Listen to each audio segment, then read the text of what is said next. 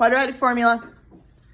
So your quadratic formula, negative b plus or minus the square root of b squared minus 4ac all over 2a. You will use that in every single math class. Okay, when you're sitting in college algebra, quadratic formula. Pre-calculus, quadratic formula. Okay, when we cannot factor anything, when things are unfactorable, you have to use the quadratic formula. There's no way around it. So, again, your quadratics are written ax squared plus bx plus c. Okay, a is always in front of the x squared, b is always the coefficient in front of x, and c is your constant term. So that's where we're going to be getting all of these variables that we're plugging in. So if you have your equation, y equals 3x squared plus 6x minus 11. Okay, we want to plug that into the quadratic formula. For those that haven't seen quadratic formula before, if you have to, label what your a, b, and c is. Well, what's a? 3. What's b? And what's c? Okay, negative 11. So plug in. All this is a simple plug in now.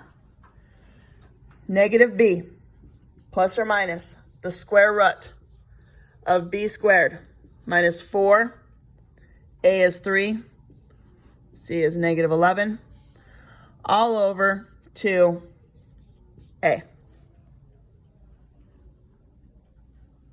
Pretty simple. Simplify it down. So this would be negative 6 plus or minus the square root. What's 6 squared? 2 negatives equal a positive. So we got 44 times 3. What's 44 times 3? 132. All over 6. 36 plus 132.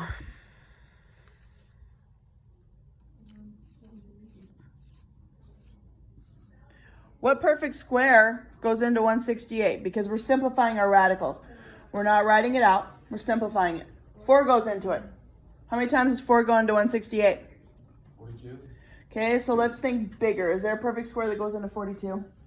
7. 7 is not a perfect square.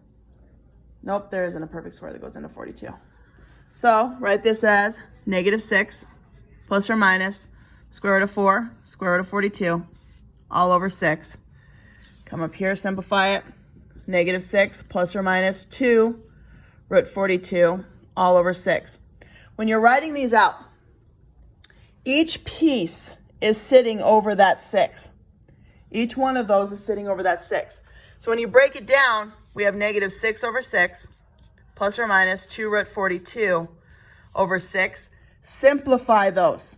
So this would be negative 1 plus or minus root 42 over 3.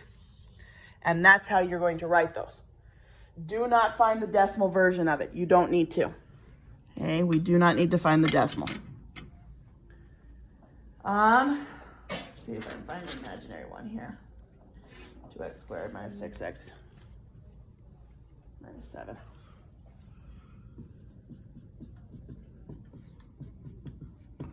Okay, this one here. Make sure first you set it equal to 0. So I'm going to bring my 6 and my 7 over. So I'd have 2x squared plus 6x plus 7 equals 0. What's a? What's b? And what's c?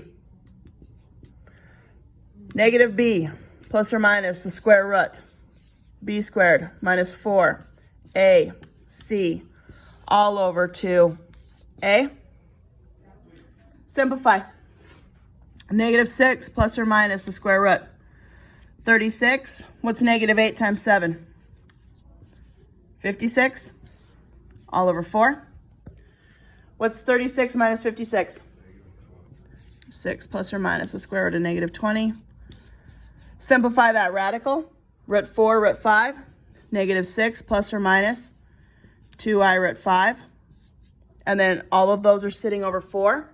So I'm just going to eyeball it. Negative 6 over 4. It's negative 3 halves. I root 5 over 2. If you have to, write it out where you're breaking them down. Okay?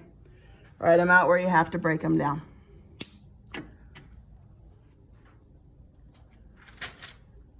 And then one other thing, the discriminant.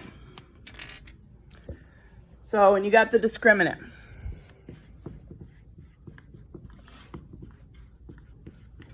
your discriminant is your b squared minus 4ac. Okay, that's what your discriminant is. It's that middle piece of that quadratic formula. It tells you how many solutions you have. So when you find this number, if it is greater than 0, you have 2 solutions, which also means we have 2 x-intercepts, which makes that a parabola. When this equals 0, we have 1 solution, or 1 x-intercept. Therefore, it's linear. Okay, it's one line. If we have it less than 0, we have 0 solutions, or no x-intercepts. So if you have your equation, 3x squared plus 2x minus 14, b squared, so it'd be 2 squared, minus 4ac, if I can write 14 down. Well, you already know it's going to be 4 plus that big, huge number. It's going to be bigger than 0, so how many solutions do I have? Or 2 x-intercepts. Those are easy. Okay, definitely will be something on the test on your final with that one.